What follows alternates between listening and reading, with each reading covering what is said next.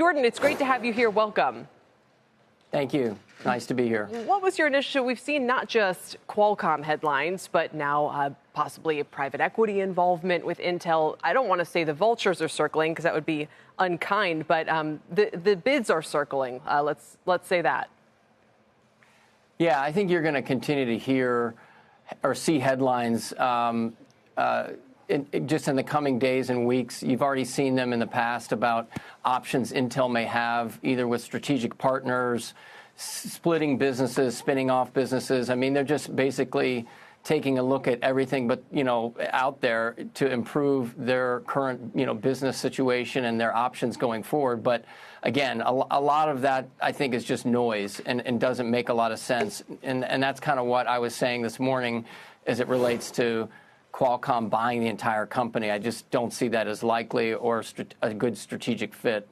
I wonder if this is going to be about taking over Intel broadly at all, or, I mean, it's effectively two companies right now.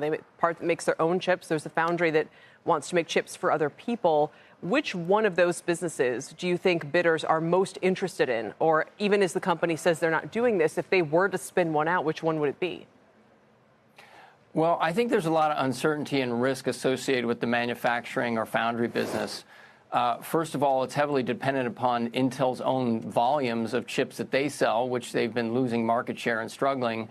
And second, it's very capital intensive. I mean, you need billions and billions of dollars to fund it, and you need to win external non-Intel customers, which is a huge question mark.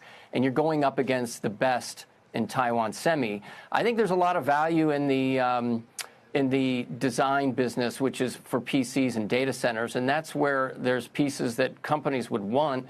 I just don't know if global regulatory bodies would approve any sort of separation or buying of those assets.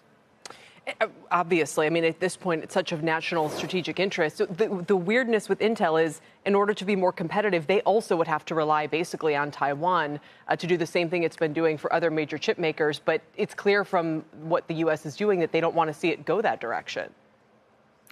Well, that's 100% correct. I mean, even the CEO of Intel will tell you they're outsourcing more of their wafer production to Taiwan Semi, who is excelling at manufacturing these chips at smaller, diameters and nodes, and they're doing very well there. So, Intel is kind of a self-help story where they have to improve and get better, but that's taking time. And while they're doing that, they can't afford to fall further behind their leading competitors who are also relying on TSM. Aswath Damodaran was on last week. He said he was buying Intel when it was in the high teens recently. So he, for one, believes in the turnaround story. What do you think is the turnaround potential that would both give the best results for Intel shareholders and for U.S. national security?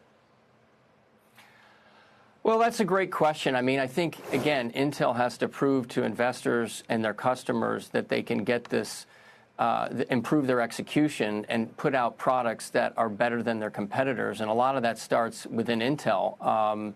I think they have some great products on the forefront that they've designed and talked about, but they have to execute. And that starts with their production at their own fabs. So that's just going to take time. I mean, now they're starting to try to cut costs to improve cash flow.